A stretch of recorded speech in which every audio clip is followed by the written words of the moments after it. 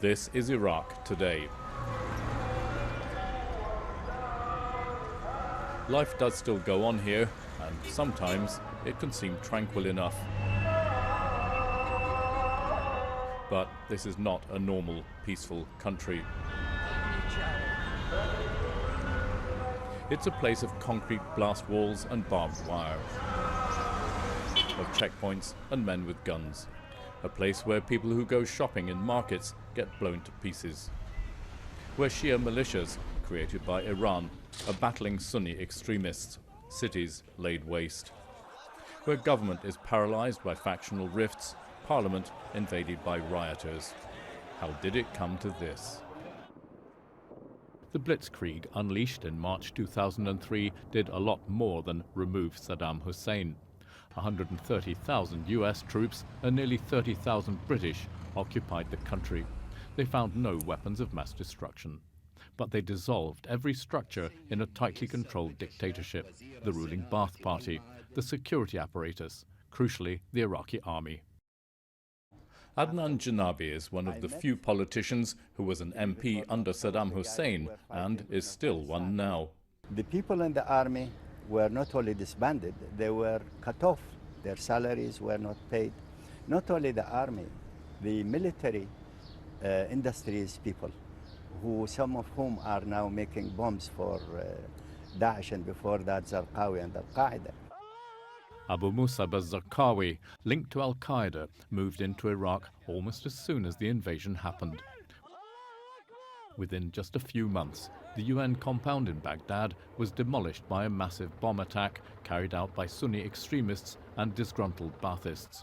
10 days later, a similar outrage killed a revered Shia cleric, Ayatollah Hakim, setting a pattern of sectarian provocation that continues today. Hisham al-Hashimi was a political prisoner under Saddam Hussein. He was lucky to survive. Many others perished under his repressive rule. But even he agrees that people were more secure and safe under Saddam.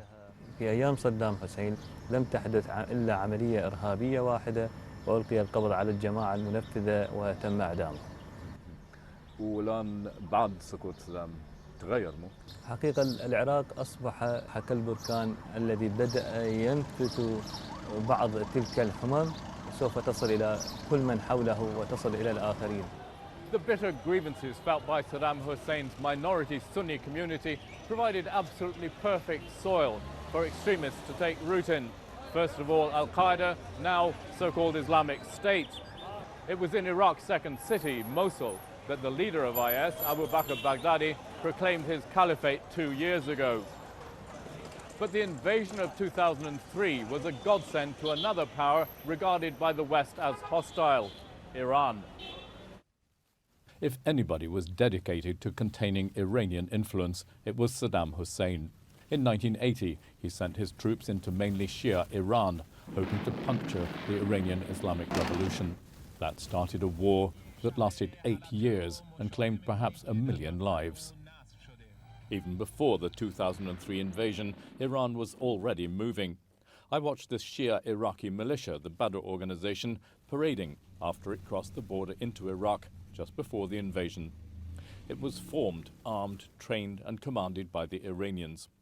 Fast forward 13 full years, and this is still the Badr organization here in Iraq. They've been through the sectarian bloodletting of 2005 and 6 and 7, and now here they are as part of this huge force that's attacking towards Fallujah here in the very Sunni Anbar province as part of a big campaign to get rid of the militants, the Sunni militants of the Islamic State. The battle for Fallujah is part of a struggle that has devastated cities, turned more than 3 million Iraqis into refugees and beggars in their own country, and it's not over yet. Almost every day, there are terrible suicide bombs that kill dozens. At the center, politics is deadlocked by sectarian factionalism, parliament and government unable even to meet.